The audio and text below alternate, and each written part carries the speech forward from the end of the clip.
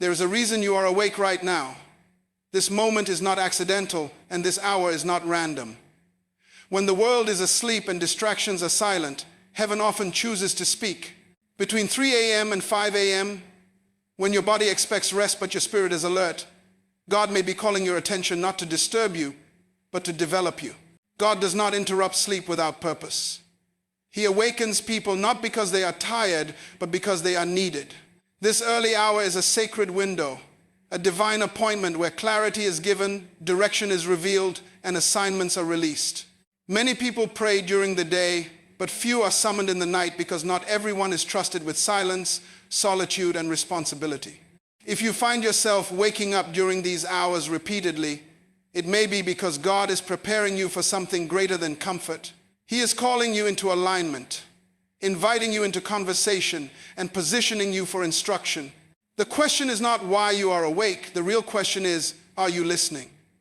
When you wake up between 3 a.m. and 5 a.m., it is not first a physical matter, it is a spiritual signal. The body follows habits, but the spirit responds to summons. There are moments when the soul is most receptive, when the noise of the world is quiet, when human influence is minimal, and when divine instruction can travel without interruption. These hours are not chosen by accident. They are chosen by design. God does not speak loudly. He speaks clearly, and clarity often requires silence. When you are awakened at this time, you are being drawn into alignment, because purpose demands positioning, and positioning often requires separation. God works with order, and order requires timing. Throughout history, moments of destiny were released in obscurity, not on stages, not in crowds, but in solitude. Before public manifestation comes private instruction. Before visibility comes invisibility.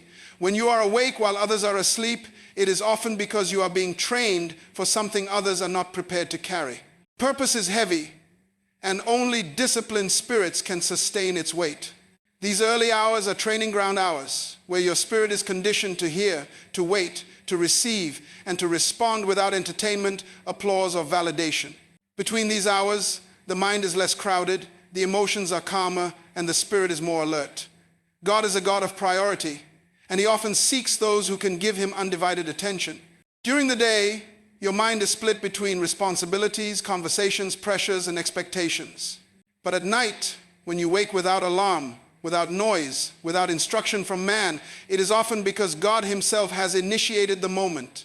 This is not about fear, confusion, or restlessness. This is about invitation. An invitation into communion, into strategy, into correction, and into direction. Alignment is not comfort. Alignment is adjustment. When God wakes you up, He is often realigning your thoughts, recalibrating your desires, and reorganizing your priorities. You may feel a burden to pray, to reflect, to think deeply, or simply to be still. Stillness is not inactivity. Stillness is readiness. In stillness, clarity is formed. In stillness, motives are exposed. In stillness, instructions become precise. God often speaks in thoughts, impressions, and inner convictions during these hours because the heart is open and the ego is quiet. This time window is also a time of spiritual government. Authority is not first exercised outwardly, it is developed inwardly. Those who rule effectively in the day are those who learn submission in the night. When you wake at this hour, it may be because God is teaching you how to govern yourself before He allows you to influence others. Leadership begins with self-discipline, and self-discipline is formed when no one is watching, when no one is clapping, and when obedience costs sleep, comfort, and convenience. Many people ask God for promotion, increase, and impact, but they resist preparation. They want the platform without the process, the reward without the responsibility. Waking at these hours is often a sign that God is stretching your capacity. He is enlarging your spiritual awareness, sharpening your discernment, and refining your sensitivity. Sensitivity is not weakness. Sensitivity is awareness. A dull spirit misses instruction, but a sensitive spirit detects movement, timing, and change. There is also a warfare dimension to these hours. Not a warfare of panic, but a warfare of positioning. Before outcomes change, atmospheres must shift. God often calls His people to stand in the gap, not always for themselves, but for families, for assignments, for future events they may not yet understand. You may wake without knowing why, but obedience precedes understanding. Purpose is revealed progressively, not instantly. The instruction comes first, the explanation comes later. God invests time in those he intends to trust. Trust is built through consistency, responsiveness, and availability. If God can wake you and you respond, he knows he can rely on you when greater responsibility is required. Availability is more important than ability. Ability can be developed, but availability is a decision. These hours test availability. They test whether you will ignore the moment or honor it. They test whether comfort rules you or purpose leads you. When you repeatedly wake during this time, it may be a sign that God is transitioning you. Transitions are uncomfortable because they require leaving one level of awareness and entering another. Old patterns begin to break, old desires lose power, and new hunger begins to form. Hunger for meaning, for clarity, for direction. This hunger is not physical, it is spiritual. And spiritual hunger must be fed spiritually. These moments are not meant to produce fear or superstition. They are meant to produce maturity. God does not manipulate through anxiety. He leads through peace. If you are awake and calm, alert and aware, it is not disturbance. It is instruction in progress. Your spirit is being trained to recognize divine timing. Time is not just measured by clocks. It is measured by readiness. God awakens those who are ready to move into another phase of responsibility. The reason these hours are significant is because they teach you to value presence over performance. There is nothing to prove at this time, no audience to impress, no role to perform, only presence. And presence is where identity is clarified. When you are alone with God, titles lose importance, comparisons lose power, and purpose becomes central. You begin to understand that your value is not in what you do, but in who you are becoming. God often speaks about the future in these hours, not always in full pictures, but in seeds of thought. A thought here, a burden there, an impression that stays with you throughout the day. These seeds grow over time. They shape decisions, redirect paths, and protect you from distractions you once considered opportunities. Instruction at night becomes wisdom in the day. If you are awakened during this time, it is an indication that God is developing your inner life. Public success without a strong inner life leads to collapse. God builds from the inside out. Character before charisma. Depth before display. Stability before speed. These hours slow you down so you can be strengthened properly, because what God is preparing you for cannot be sustained by noise, excitement, or emotional impulse. Purpose demands order, and order demands discipline. Discipline is not punishment. It is alignment with a desired future. When you honor these moments, you are not losing sleep. You are gaining clarity. You are not being disturbed. You are being directed. You are not being interrupted. You are being invited into cooperation with a plan larger than your current understanding. Separation is not rejection, it is selection. When God wakes you up between 3 a.m. and 5 a.m., he is not pulling you away from people because people are bad. He is pulling you away because purpose is delicate. Purpose cannot grow in noise, and destiny cannot mature in constant distraction. Many people fail not because they lack potential, but because they never experience intentional separation. Distraction is the greatest enemy of development, and God often separates before he activates. What you call loneliness is often alignment. What you call isolation is often preparation. God never reveals deep purpose in crowded environments, because crowds demand performance, but purpose requires focus. During the day, life pulls at you from every direction. Responsibilities, conversations, expectations, emotions, and pressures compete for your attention. But purpose demands undivided focus. When God creates a moment of separation in the early hours, he is reclaiming your attention. Attention is the currency of relationship. Whatever has your attention has influence over your direction. God does not force attention. He creates environments where attention can be given freely. These hours are an environment designed for clarity, where your spirit can reconnect with its original assignment without interference. Distraction does not always come from bad things. Sometimes it comes from good things that are misplaced. Activity can replace intimacy. Busyness can replace obedience. Noise can replace instruction. God separates you not to remove enjoyment, but to restore order. Order is the foundation of effectiveness. When things are out of order, even good intentions produce poor results. Separation restores order by removing excess voices so that the primary voice can be recognized. You cannot follow instructions you cannot hear clearly.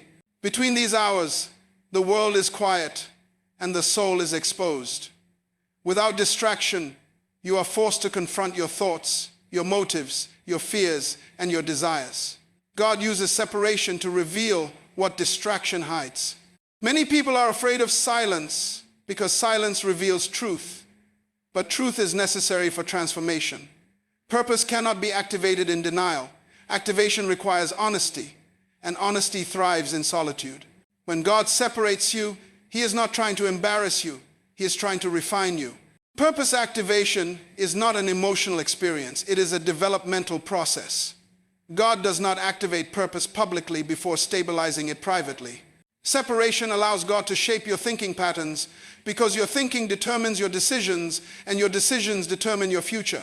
If your thinking remains influenced by noise, trends, opinions, and pressure, your purpose will drift. Separation realigns your thinking with original intent. God always returns you to origin when He wants to activate purpose. Many people want clarity without separation, but clarity requires distance. Distance allows perspective. When you step away from constant interaction, you begin to see patterns, cycles, and misalignments that were invisible before.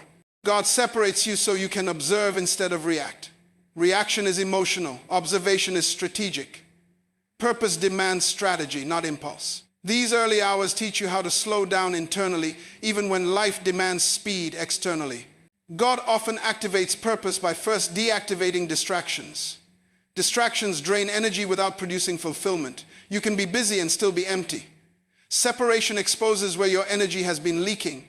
It shows you what you have been giving time to that does not contribute to your assignment. Time is life. Whatever consumes your time consumes your life. God separates you to teach you stewardship of time because purpose is time sensitive. Missing timing can delay destiny. When you wake during these hours, God is also breaking unhealthy dependencies. Some people depend too much on human validation, approval, or presence. Purpose cannot be sustained by applause. Separation teaches you to draw strength from divine approval instead of human response. When no one is watching, liking, or affirming, you learn whether your motivation is pure. Pure motivation is essential for purpose, longevity. Wrong motives may still produce success, but they will eventually produce collapse. God separates before He sends.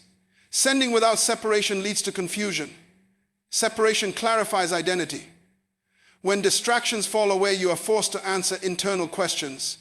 Who am I becoming? What matters most? What must change? These questions are uncomfortable, but they are necessary. Purpose does not grow in comfort zones. Growth requires discomfort because discomfort signals change.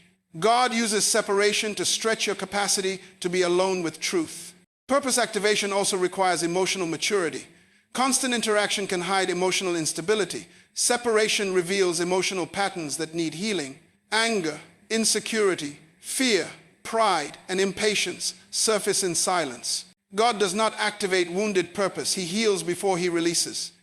These hours are often used to restore emotional balance, to soften hardened attitudes, and to realign broken perspectives. Emotional health protects purpose from self-sabotage. Separation trains you to listen more than you speak. Listening is a discipline. Many people talk too much and hear too little. Purpose requires listening because instructions are progressive. God rarely reveals the full picture at once. He gives steps, not summaries. Separation slows your pace so you can recognize small instructions that lead to major outcomes.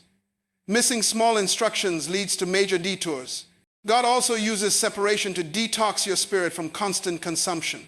Social noise, opinions, trends, and information overload weaken spiritual sensitivity. When you are constantly consuming, you stop discerning. Separation cleanses your perception so you can recognize what aligns with your assignment and what distracts from it. Discernment is not suspicion, it is clarity. Purpose activation requires discernment to choose correctly when opportunities appear. These hours are a reminder that your life is not owned by routine alone. Routine is useful, but purpose transcends routine. God interrupts routine to reveal destiny. Separation breaks autopilot living. It forces intentionality. When you wake unexpectedly, you are reminded that your life is guided, not random. That reminder strengthens responsibility. Purpose is not discovered accidentally, it is discovered intentionally. Separation also prepares you to function independently of constant stimulation. Many people cannot function without noise, music, conversation, or activity. Purpose requires inner stability. Inner stability is built in quiet environments. When you are comfortable in silence, you are harder to manipulate by pressure. God separates you to strengthen your internal compass so external chaos does not derail you. Purpose activation demands alignment between spirit, mind, and behavior. Separation allows alignment to take place without interruption. You begin to recognize habits that contradict your assignment. God does not shame you for these habits. He exposes them so they can be corrected. Correction is not punishment. It is guidance toward efficiency. A corrected life is a more effective life. When God separates you, He is also teaching you how to value depth over speed. Fast progress without depth leads to shallow impact. Separation deepens roots so future growth is sustainable. Trees that grow too fast without strong roots fall easily. Purpose that grows without depth collapses under pressure. These hours strengthen roots before expansion. Separation is proof of investment. God does not invest time in what He does not value. If He wakes you, He values you. If He separates you, He trusts you. Trust is demonstrated through access. God gives access to those who can handle solitude without becoming bitter. Separation can produce bitterness or wisdom, depending on your response. God awakens you to develop wisdom, not resentment. Purpose activation begins internally before it manifests externally. Separation ensures that your internal life can support your external assignment. Without internal strength, external success becomes dangerous. God protects you by separating you first. Protection is not restriction, it is preservation. These moments preserve you from premature exposure. When you understand separation, you stop resisting these moments. You stop asking why and start asking what. What are you showing me? What are you removing? What are you developing? Purpose becomes clearer when questions shift from complaint to curiosity. Separation refines your questions, and refined questions lead to refined answers. God does not separate permanently. He separates seasonally. Seasons of separation are followed by seasons of influence. But influence without separation leads to corruption. Separation purifies intention, so influence can be exercised responsibly. Responsibility is the true measure of readiness. If you honor these moments, you will notice that distractions lose power over you. You will still engage with people, work, and responsibilities, but they will no longer control you. Control belongs to purpose. Separation restores rightful control. Control over time, emotions, focus, and direction. These early hours are where God trains you to be led, not driven. Driven people burn out, led people endure. Separation teaches you to recognize guidance instead of pressure. Pressure pushes, guidance leads. Purpose follows guidance. When God wakes you up between 3 a.m. and 5 a.m., He is not only speaking to you as an individual, He is shaping you as a leader. Leadership is not a title, it is a burden of responsibility. And responsibility is never given suddenly, it is prepared for deliberately. These early hours are not about comfort, they are about conditioning. God prepares leaders before He presents them. What you see publicly in leadership is always the result of unseen preparation. Those who cannot govern themselves in private will eventually mismanage influence in public. Leadership begins with submission, not authority. Before God entrusts you with people, He entrusts you with silence. Silence reveals whether you can listen without responding, wait without complaining, and obey without explanation. Many people want authority but resist submission. But authority without submission produces arrogance, and arrogance destroys assignment. When God wakes you in these hours, He is testing your response to instruction without applause. He is observing whether you will be faithful when there is no reward except obedience. Responsibility is weight. It carries pressure, expectations, consequences, and accountability. God never places heavy responsibility on unprepared shoulders. Preparation strengthens capacity. Capacity is not talent, it is endurance. These hours build endurance. Endurance is the ability to remain consistent when emotions fluctuate and conditions change. Leaders who lack endurance collapse under pressure, but leaders who are trained in solitude learn how to remain steady regardless of external circumstances. Preparation often feels inconvenient. It interrupts sleep, routines, and comfort zones. But purpose does not develop in convenience. Comfort weakens discipline. God disturbs comfort to establish discipline. Discipline is not control, it is structure. Structure supports growth. Without structure, growth becomes chaotic. When you wake during these hours, God is structuring your inner life so your outer life can sustain expansion. Leadership preparation also involves correction. God uses quiet moments to address attitudes, motives, and behaviors that would be destructive at higher levels of influence. Correction is a gift, not a punishment. It protects you from future embarrassment, failure, and regret. God corrects privately, so you do not have to be corrected publicly. These hours are safe spaces where adjustment can take place without exposure. Assignment always comes with responsibility beyond yourself. Leaders are accountable not only for their actions, but for their impact on others. God prepares you by enlarging your awareness. You begin to think beyond personal comfort and consider long-term consequences. You begin to sense that your decisions matter, that your obedience affects more than just you. This awareness is developed in stillness, not in crowds. Crowds distract you from responsibility. Solitude confronts you with it. God also prepares leaders by teaching them how to handle pressure internally before it comes externally. Pressure will come, expectations will rise, demands will increase. If pressure controls you internally, it will destroy you externally. These early hours teach you how to process pressure in the presence of God instead of reacting emotionally. Emotional reactions damage leadership credibility. Stability builds trust. Trust is essential for leadership effectiveness. Leadership requires clarity. Confused leaders confuse people. God prepares clarity in quiet environments. Clarity is not speed, it is precision. These hours slow you down so your thinking can be sharpened. You learn to distinguish between good options and correct assignments. Not every opportunity is an assignment. Leaders who chase opportunities without clarity lose direction. God awakens you to protect you from misalignment. Responsibility also requires integrity. Integrity is consistency between private and public life. God prepares integrity in the dark. What you do when no one is watching determines what you will become when everyone is watching. These hours expose inconsistencies between what you believe, what you say, and what you practice. Exposure is uncomfortable, but it is necessary. Integrity cannot be developed in performance mode. It is developed in honesty. Leadership preparation includes learning how to wait. Waiting is a discipline. Impatience destroys timing. God may give you vision early, but He releases assignment later. These hours teach you to carry vision without rushing fulfillment. Rushing ahead of timing creates unnecessary struggle. Leaders who wait move with precision. Leaders who rush move with regret. Waiting does not mean inactivity. It means alignment. God also uses these moments to prepare you for decision-making. Leaders make decisions that affect lives. Decisions require wisdom, not impulse. Wisdom is the application of understanding. Understanding is developed through reflection. Reflection requires time and silence. These hours train you to think deeply before acting quickly. Depth produces accuracy. Accuracy produces effectiveness. Assignment preparation also involves humility. Humility is not weakness. It is teachability. God resists pride because pride blocks instruction.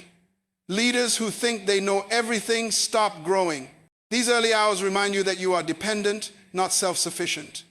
Dependence on God keeps leadership grounded. Grounded leaders remain accessible, accountable, and adaptable. Responsibility increases with trust. Trust increases with consistency. God watches patterns, not moments. One emotional experience does not qualify you for assignment. Consistent obedience does. These hours test consistency. Will you respond repeatedly, or will you ignore the pattern? Repeated awakening is not coincidence. It is training repetition. Repetition builds mastery. Mastery produces confidence. Leadership preparation also includes learning how to handle loneliness. Leadership can be lonely. The higher the responsibility, the fewer people understand the weight you carry. God prepares you for this reality by teaching you how to function without constant companionship. Loneliness does not mean abandonment. It means transition. God transitions leaders from dependence on people to dependence on purpose. Assignment requires courage. Courage is not the absence of fear. It is obedience despite fear. These quiet moments often surface hidden fears. Fear of failure, fear of responsibility, fear of change. God does not shame fear. He confronts it. Courage is developed by facing fear, not avoiding it. Leaders who avoid fear remain limited. Leaders who confront fear expand capacity. God also prepares leaders by aligning them with values. Skills can be learned, but values must be cultivated. Values guide decisions when pressure is high. These hours reinforce values such as faithfulness, patience, honesty, and self-control. Without values, leadership becomes dangerous. Power without values leads to abuse. God ensures values are established before authority is released. Assignment preparation involves learning how to steward resources, time, energy, focus, and influence our resources. God teaches stewardship privately before expecting responsibility publicly. Poor stewardship at small levels disqualifies for greater levels. These hours expose how you manage your inner resources. If you waste time internally, you will waste influence externally. Leadership is service, not status. God prepares you by removing ego-driven ambition. Ambition seeks recognition, purpose seeks fulfillment. Recognition fades, but fulfillment remains. These hours recalibrate your motivation. They shift your focus from being seen to being effective. Effective leaders may not always be celebrated, but they are impactful. God also prepares leaders to handle opposition. Opposition is inevitable. Resistance tests commitment. These hours strengthen conviction. Conviction is belief anchored in truth, not emotion. Emotional leaders quit under pressure. Convicted leaders endure. Conviction is developed through personal encounters, not public opinions. Assignment is costly. It requires sacrifice. God never hides the cost from those he prepares. These moments help you count the cost honestly. Counting the cost prevents regret later. Leaders who accept assignment without understanding sacrifice often abandon it halfway. God prepares you so your yes is informed, not emotional. When God wakes you during these hours, he is shaping your leadership identity. Identity precedes function. If identity is weak, function will be unstable. These hours solidify identity. So assignment does not define you. You define assignment. Leaders who are defined by assignment collapse when assignment changes. Preparation is proof of intention. God does not prepare what he does not plan to use. If he is investing time in shaping you, it means he intends to entrust you. Entrustment is not privilege, it is responsibility. Responsibility is heavy, but preparation makes it manageable. These early hours are not meant to exhaust you, they are meant to equip you. God equips before he releases. Release without equipment leads to failure. Equipment includes wisdom, discipline, humility, clarity, and endurance. All of these are formed in quiet moments of preparation. Leadership that is not prepared will eventually be exposed, but leadership that is prepared in secret will be sustained in public. God prepares you so that when assignment manifests, you are not overwhelmed by it. Prepared leaders do not panic when responsibility increases, they rise to it. When you understand this, you stop complaining about the interruption and start honoring the investment. You recognize that these moments are shaping your future capacity. Capacity determines reach. Reach determines impact. Impact determines legacy. God prepares leaders not for popularity, but for purpose. Purpose outlives applause. These hours are building something in you that will last beyond seasons, beyond platforms, beyond opinions. When God wakes you up between 3 a.m. and 5 a.m., he is sharpening your spiritual senses. Sensitivity is the ability to detect what others overlook. It is not emotional weakness, it is spiritual awareness. A dull spirit reacts late, but a sensitive spirit responds early. God develops sensitivity before significance, because without sensitivity, significance becomes destructive. These hours are designed to fine-tune your perception so you can recognize divine movement, timing, and instruction without needing dramatic signs or external confirmation. Spiritual sensitivity grows in quiet environments. Noise numbs perception. Constant stimulation weakens discernment. When everything is loud, nothing is clear. God removes noise, not to isolate you from life, but to reconnect you to truth. Truth is often subtle, and subtle things require attentiveness.